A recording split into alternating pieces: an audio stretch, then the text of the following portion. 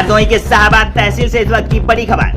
शाहबाद के एसडीएम पर तहसील में तैनात एक महिला लेखपाल ने छेड़छाड़, अभद्र व्यवहार, जात सूचक टिप्पणी और धमकी देने जैसे गंभीर आरोप लगाए हैं। महिला लेखपाल ने कोतवाली शाहबाद में लिखित तहरीर देकर कार्रवाई की मांग की है। पीड़िता का आरोप है कि घटना के बाद उन्होंने अपने पिता को मौके पर बुलाया, लेकिन उनके पहुंचने पर भी कथित रूप से अभद्रता की गई।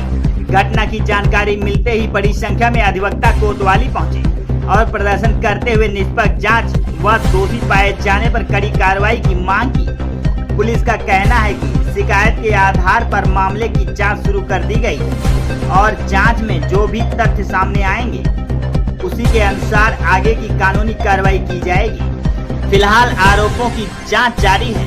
संबंधित अधिकारी का पक्ष सामने आने पर उसे भी प्रमुखता से शामिल किया जाएगा। हरदोई से जिला संवाददाता वैभव श्रीवास्तव की रिपोर्ट, जेपीएम न्यूज। के खिलाफ एप्लीकेशन दी गई है।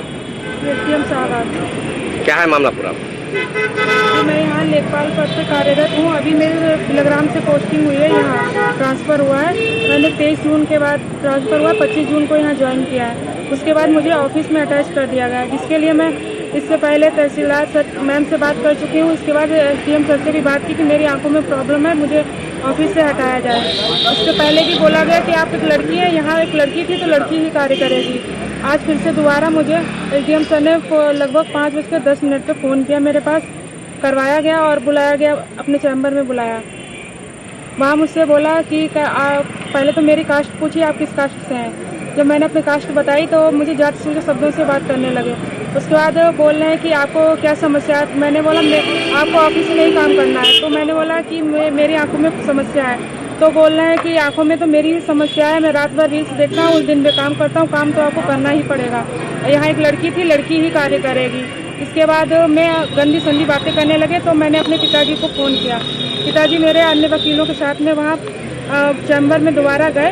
उसके बाद मैं चैम्बर में जाने के बाद मैं पिताजी के साथ में बदतमीजी की और बोल रहे हैं कि मतलब FIR करवा देंगे, सस्पेंड करवा देंगे, जहाँ से आई हो वहीं वापस भिजवा देंगे। कोतवाली में एप्लीकेशन दी गई है, क्या आश्वासन दिया गया?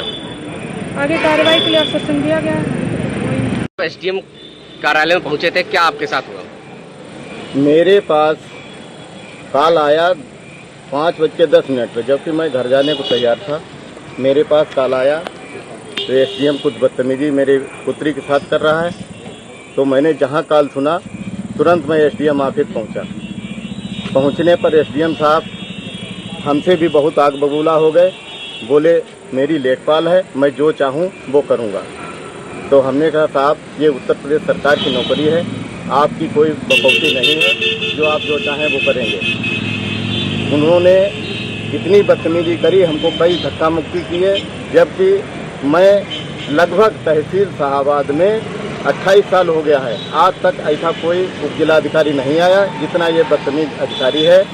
इन्होंने बहुत उल्टी सीधी कही, पुलिस से धक्का मुक्की कराई। इसमें बच गए, नहीं तो हम गिर जाते। एक तो मैं हार्ट पेशेंट हूँ, मेरा परमानेंट इलाज लखनऊ से चल रहा है।